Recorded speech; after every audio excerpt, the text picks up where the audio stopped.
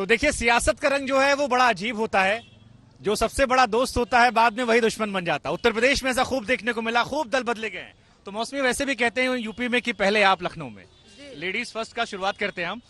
बहुत सारे लोगों ने दल बदला है, कई सारे बयान सुना रहे थे, दर्शकों को सुना रहे थे, खटिया घटिया क्या क्या कहा जा रहा है। तो क्या लग रहा है कि इस बार माहौल लखनऊ में कम से कम क्या है? देखिए, आपको बताऊं कि दल बदलने का तो ये आलम है कि आप देखिए जो चाचा भतीजे की जोड़ी है तो है उनकी पार्टी प्रगतिशील समाजवादी पार्टी, पर वो साइकिल के सिंबल पे लड़ रहे हैं। तो यहाँ पे आयाराम गयाराम नेताओं का मौसम है और कहा गया कि एक बार ऐसा एग्जोडस हुआ भाजपा से कि उसको रोकने के लिए पूरी सियासत में हड़कंप मच गया।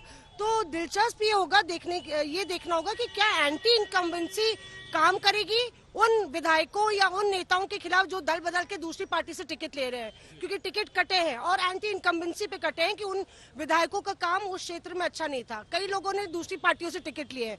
तो क्या जनता उनको उनके काम पे जज करेगी या पार्टी के सिंबल पे, ये देखना होगा। क्योंकि एक नेता एक जगह नालायक होता है और दूसरी जगह ही बहुत कर्मठ बन जाता है, सिंबल बदलते हैं।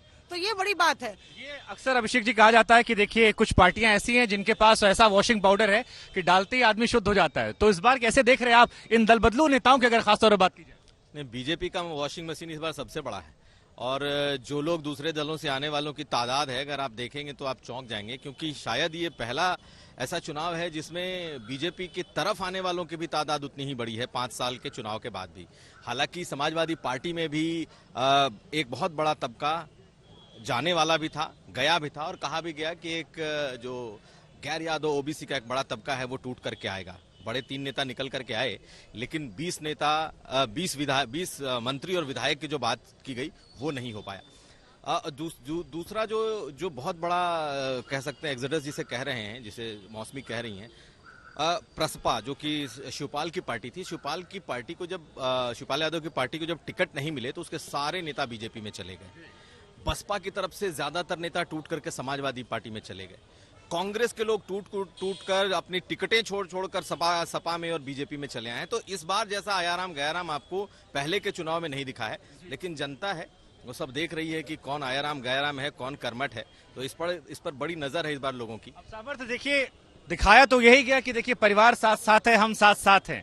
लेकिन शिवपाल जी कहते हुए भी नजर आए कि देखिए 100 सीटों का ख्वाब हमारा था, मिली हमको एक, और जो एक मिली उससे वो सेटिस्फाई दिखाई पड़े। अब अंदर खाने में जरूर बातें हों, जरूरी था, मजबूरी था उनके लिए, दोनों ही कह सकते हैं। क्योंकि अगर शिवपाल सिंह यादव अकेले लड़ते तो शायद कहीं ना कहीं अस्तित्व खत्म होता नजर आता। पर जसवंत नगर सीट में उनका वर्चस्व है और कई सीट से जहां उनका वर्चस्व है, बट जब उन्होंने देखा कि हवा जिस तरफ चल रही है उन्होंने वही रुख किया। और एक तरह से जब एक फैमिली साथ में यादव फैमिली नजर आई काफी टाइम बाद, जब एक रथ मुलायम सिंह यादव, शिवपाल यादव और अखिलेश एक साथ नजर आए, तो एक मैसेज गया। हालांकि बीजेपी वालों ने उसमें भी चुटकी ली। जो शिवपाल सिंह यादव किनारे की चेयर पर बैठे थे, पढ़ना भी रह गई थी। आशीष मुस्कुराने लगे।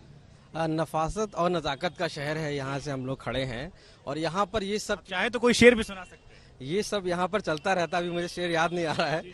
ये सब यहाँ पर चलता है क्योंकि राजनीति में 2017 में भी देखा था, परिवार का एक बहुत बड़ा जब चुनाव था, और अब जब 22 में है तब भी कहीं ना कहीं अब परिवार एक है। पहले परिवार टूटा था, परिवार एक हो गया। तो शिवपाल का आना और उस समय शिवपाल का जाना एक बहुत बड़ा बदलाव हुआ है। अपर्णा का इधर से उधर जाना, यानी कि सपा छोड़ के इम्पैक्टफुल है या खाली परसेप्शन को लेकर है कि देखिए 4 नेता इधर आ गए, 4 उधर चले गए? वाकई में जनाधार ऐसा कुछ है? जनाधार के देखिए शिवपाल जी गए हैं तो वो अकेले गए हैं, जनाधार उनके साथ नहीं गया है। वहाँ उनके लोग आज भी कहीं ना कहीं निराश घूम रहे हैं और कह रहे हैं अकेले एक सीट हमको दे दी और हमारे घर में हमको उनके जो साथी थे सलाह फातिमा जैसे मेन जो उनके लीडर रहे, उन्होंने कहा कि वो तो परिवार के साथ चले गए, हमें जंगल में छोड़ गए। अब हम तो आजम जी ने 10-11 सीटें मांगी थी, दिया सिर्फ 1-2 बाप बेटे को। लेकिन शेर हम सुना दे रहे हैं कि इस चाय की तलब का आलम कुछ यूं है गालिब कि यहाँ आप राय लेंगे तो वो कड़क चाय कह देते हैं। लेकिन मौसमी वाह वाह वाह वाह, क्या गौर फरमाया ने, बहुत अच्छा फरमाया जी। ये बताइए कि जो ये अखिलेश यादव के बारे में लोग कह रहे हैं कि इस बार बड़े मजे हुए नेता बन के आए, सारी सीटों पर सबको ले भी लिया और दिया भी कुछ नहीं। देखिए बहुत दिलचस्प है क्योंकि आप शिवपाल की बात कर रहे थे। योगी आदित्यनाथ उत्तर प्रदेश के मुख्यमंत्री, जिस तरह से उनके भाषण रहा, चाहे मैनपुरी में या फिर इटावा की बात करें आप, तो उन्होंने बोला चाचा बेचारे हैं। मतलब चाचा को बेचारे की संज्ञा उन्होंने दी, क्योंकि कहीं ना कहीं चोट वो करना चाह रहे थे कि भले ही शिवपाल और अखिलेश कह रहे हैं कि दिल मिल गए हैं, पर दिल पार्टी एक नहीं हुई तो मिले नहीं है, जनता के लिए सिर्फ मिले हैं।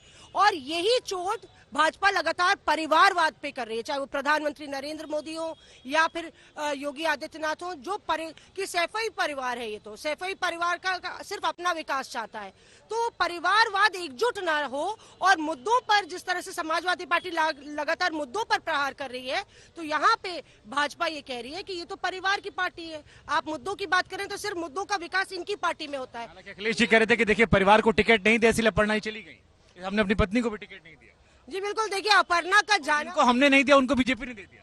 जी देखिए अपर्णा का जाना भी एक रणनीति थी कहिए अखिलेश की, क्योंकि बार बार ये था कि जा रही हैं, लगातार योगी आदित्यनाथ की तारीफ भी कर देती थी, तो घर में रह के ज्यादा नुकसान कर रही थी। उनको लगा कि अगर जैसे कि आप देखिए बाकी जो नेता गए हैं, उनका ये कहना है कि मेनका गांधी भी तो है, आप ये कह रहे हैं कि मेनका गांधी भी तो है भाजपा में।